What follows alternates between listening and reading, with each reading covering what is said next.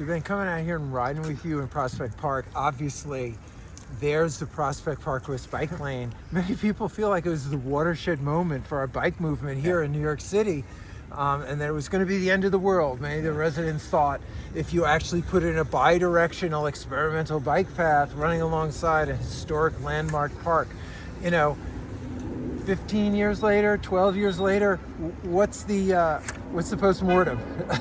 I mean, if you sort of look at it even now in winter when there's not a ton of people out biking, but you're still seeing folks biking all across over the summer. It's incredibly well used. It's just an incredible neighborhood amenity. The street has become much safer, it's more pleasant. And this model is was replicated all over the city. No one in their wildest dreams would think about trying to remove this bike lane now. Prospect Park West is also the site of a really terrible crash that happened not too long before Bill de Blasio took office that really sparked the Vision Zero movement in New York City. So you're talking about the death of Sammy Cohen-Eckstein. The death of Sammy Cohen-Eckstein, after whom Sammy's Law is named, was also a really mobilizing force for folks who care deeply about the streets of New York. It's a great example of how the incredible joy that comes from this great bike lane where people can enjoy themselves, and people motivated by grief to really dramatically improve the safety of our streets. And Prospect Park West is a great emblem of both of those things, both of those reasons why people get involved in our movement.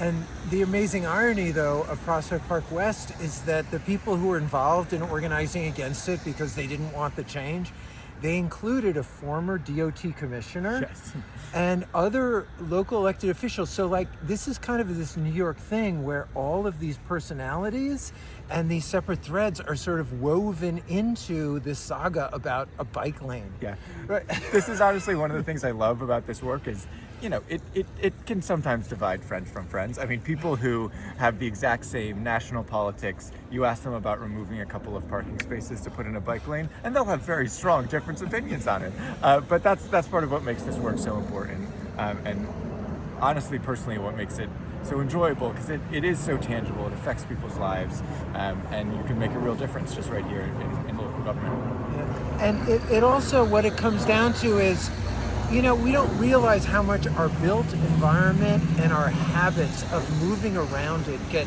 so deeply programmed into our behaviors and just our DNA practically, that the idea of having to look both ways before crossing the street becomes like this battle cry of they're trying to destroy our neighborhood. Yeah. I mean, how do we get people to think a little bit more openly about changing their built environment?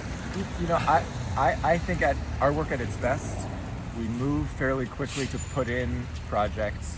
We sort of demonstrate success. People see that the sky doesn't fall. People see that, in fact, the neighborhoods get much more pleasant, much safer, and people want more, and they don't turn back. And I think we've seen that pattern replicated all across the city, and I think we'll see that a lot more in the years ahead. All right. Yeah, along with a little gentle persuasion, a little bit of public activism, some speak outs, and focusing people on the things that really make those little issues kind of melt away, like the death of Sammy Cohen-Eckstein, Ali Liao, and so many children who've lost their lives in traffic in New York City. Yeah, I mean, there's an enormous amount of tragedy and loss that can be prevented in pretty known ways. Like there's ways we can redesign our streets, rules we can change, and a lot of tragedies can be avoided. And speaking with people who've lost loved ones, it's quite clarifying that there's just so much work to do, and we can prevent a lot of sadness. And then just to think about the fact that this was considered an experimental bike lane. How can you do it? But once you do it, we see when New York City adopts successfully a street improvement, it's like wildfire going across the country, right? That's right.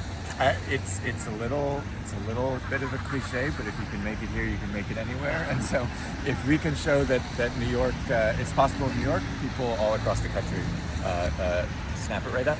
It's one of my favorite parts about doing this activism right here in New York City. People look to us.